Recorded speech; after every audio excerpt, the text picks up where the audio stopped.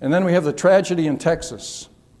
Last February 13th through 17th, 4 million without power for 70 hours, 210 deaths, property damage 130 billion, 10,000, if you did get electricity and you ran it that week, you got about a $10,000 electric bill. Now, it was just reported, I think, a week ago that 100 insurance companies are leading a class action suit suing ERCOT for tens of billions of dollars. Poor system planning. During that week, temperatures dropped to -2 degrees Fahrenheit, pretty big cold snap. And they had estimated 53 gigawatts maximum worst case demand in the winter. They were off by 18 gigawatts.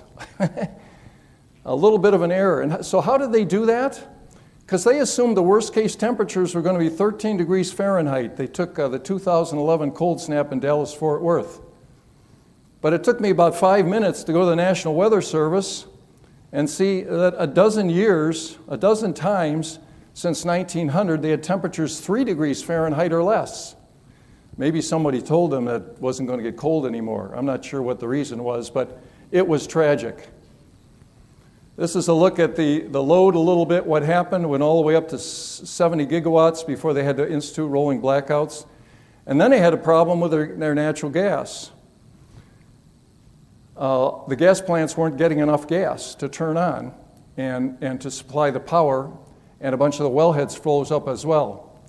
And a lot of people have said, well, wind and solar weren't the problem was the gas didn't make it.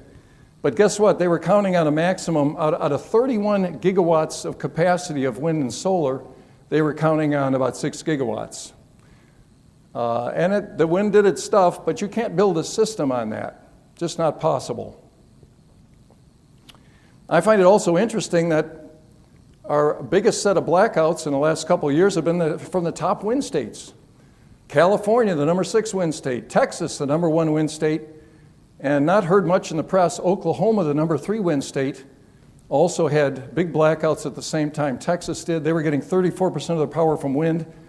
They had 400,000 people without power for several days. Governor Kevin Stitt, we're not getting the wind. Some of the stuff is frozen. We've got ice on the propellers.